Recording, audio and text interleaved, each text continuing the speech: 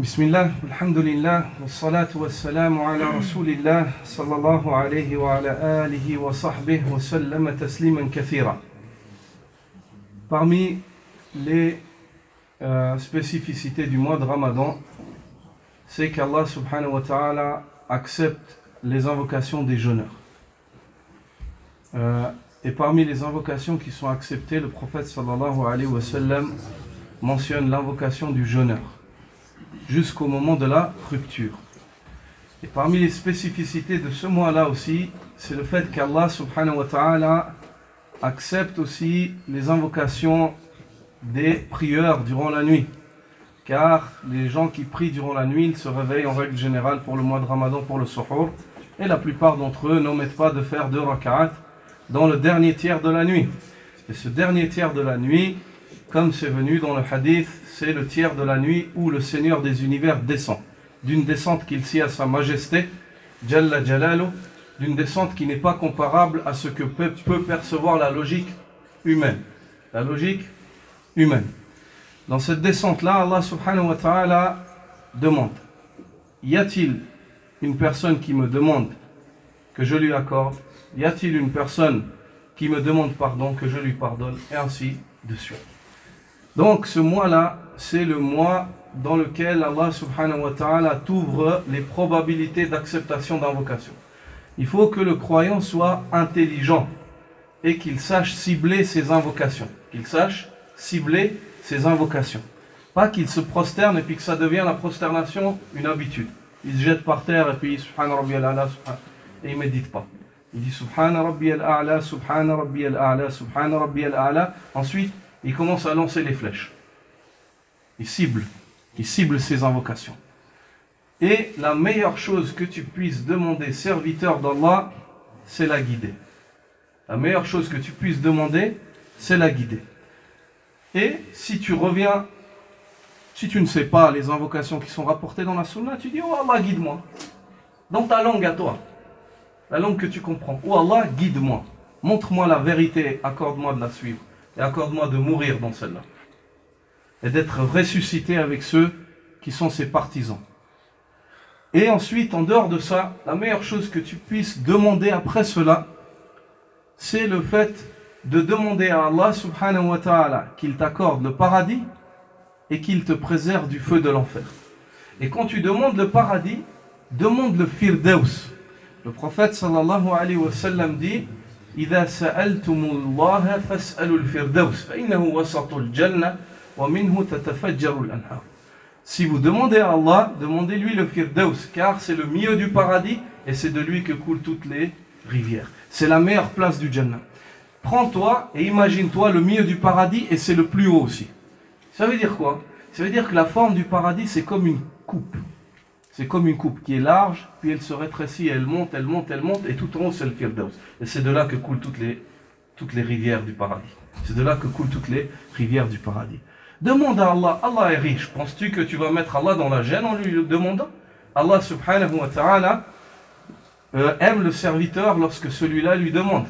Et Allah subhanahu wa ta'ala se fâche et se met en colère contre un serviteur qui ne lui demande pas. Qui ne lui demande pas. Ceci car Allah azza wa jal est le riche par excellence et celui à qui appartient la royauté des cieux et la terre. Donc si tu demandes à Allah, demande le firdaus. Et demande à Allah azza wa jal qu'il t'accorde les œuvres qui conduisent au firdaus.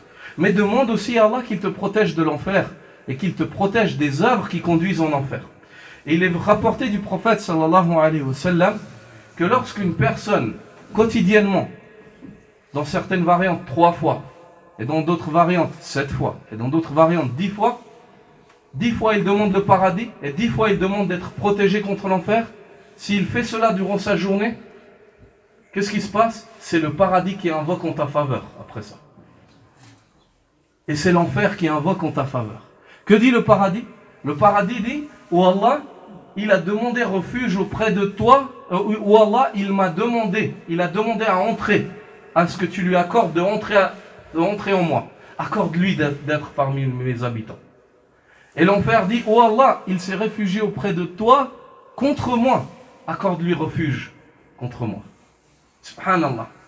Donc, ta deuxième invocation ciblée, ça doit être le fait qu'Allah Azzawajal t'accorde le paradis et te préserve de l'enfer. Ta troisième invocation ciblée, ça doit être le fait qu'Allah Azzawajal te préserve du shirk. Le fait qu'Allah te préserve de donner des associés à Allah. Et le prophète sallallahu alayhi wa sallam se levait durant la nuit et il demandait à Allah de le protéger du shirk, apparent ou caché. Et ceci est la sunna des prophètes et l'imam des monothéistes parmi les prophètes après Muhammad sallallahu alayhi wa sallam, Ibrahim alayhi salam. Rabbi junubni wa junubni wa baniya an a'bud al-asnam. Et éloigne-moi, ainsi que ma descendance, du culte ou de la vénération des idoles. L'invocation suivante, serviteur d'Allah, c'est le fait que tu n'oublies pas ceux à qui Allah Azzawajal a donné le plus grand droit sur toi après lui, tes parents. Après ça, c'est tes parents. Tout de suite, c'est les parents. Après ça, n'oublie jamais tes parents. Rabbighfirli wa li walidayya. Ou Allah, pardonne-moi, ainsi qu'à mes parents. Warhamhuma kama rabbayani saghira. Et accorde-leur ta miséricorde, comme ils se sont occupés de moi alors que j'étais petit. Chaque parent, ceux qui sont parents aujourd'hui, voient la difficulté que c'est d'avoir un enfant et de s'occuper. Lorsqu'il est malade, lorsqu'il a peur, lorsqu'il faut lui enseigner, il faut s'occuper de son instruction, s'occuper de son éducation, et ainsi de suite. Plus il grandit, plus tu as des soucis pour qui sont les gens de son entourage. Souci sur souci. C'est un combat continu. Dès que tu as des enfants, c'est un combat continu. C'est un bienfait, mais c'est aussi une épreuve. C'est une épreuve. Donc, rappelle-toi cela et invoque Allah subhanahu wa ta'ala en faveur de tes parents. Sois une cause de miséricorde pour tes parents. Et Cheikh l'Islam Ibn Taymiyyah rahimahullah dit en commentant la parole d'Allah wa qada rabbuka alla ta'budu illa iyyahu wa bil walidayni ihsana. Et ton Seigneur a décrété que nul ne soit adoré en dehors de lui, ainsi que de la bonté envers les pères et mères, envers les parents. Dans ce verset-là, il dit ici, c'est une orientation ou un commandement aux croyants de marier entre la salat et l'invocation dans la salat pour les parents. Regardez la science de Cheikh l'Islam Ibn Taymiyyah. Il dit c'est un commandement. Et le croyant ne devrait pas lever sa tête de au moins un sujoud dans la salat sans invoquer en faveur de ses parents. Et s'il fait cela, Allah Azzawajal agrée de lui. Allah agrée. Yarda Allah Azzawajal. Allah agrée de lui. Au moins, dans chaque prière, au moins une prosternation, tu dois la dédier à tes parents. Au moins une prosternation, tu dois la dédier à tes parents. Si ils sont musulmans et ils sont vivants, ou Allah guide-les et fait leur miséricorde. Si ils sont musulmans et qu'ils sont décédés, ou Allah fait leur don de ta miséricorde. Et si ils ne sont pas musulmans et qu'ils sont vivants, ou Allah guide mes parents. Et ça, si tes parents ne sont pas musulmans, chaque sujoud, demande à Allah Azzawajal qu'il les guide. Demande à Allah Azzawajal qu'il les guide. Et la meilleure bonté, Cheikh l'Islam Ibn Taymiyyah a dit envers les parents, c'est le fait d'invoquer Allah constamment en leur faveur. Durant leur vie, mais aussi après leur mort. Et aussi par la même occasion d'être une cause pour dissiper les tourments de tes parents ici-bas, avant d'être une cause qui les dissipera dans l'au-delà quand ils seront dans leur tombe, et peut-être toi tu seras vivant et tu invoques en leur faveur. Et comment tu peux être une cause pour dissiper les tourments de tes parents dans la vie du dunya? C'est le fait de ne pas leur donner des soucis.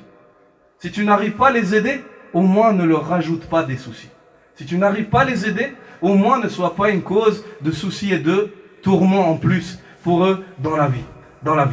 Donc, voici une invocation dont tu ne peux pas se passer à côté toute l'année, mais surtout pas dans le mois de Ramadan. Invoquer en faveur de tes parents. Une fois que tu as invoqué en faveur de tes parents, alors là, passe à ceux qui descendent de toi, tes enfants.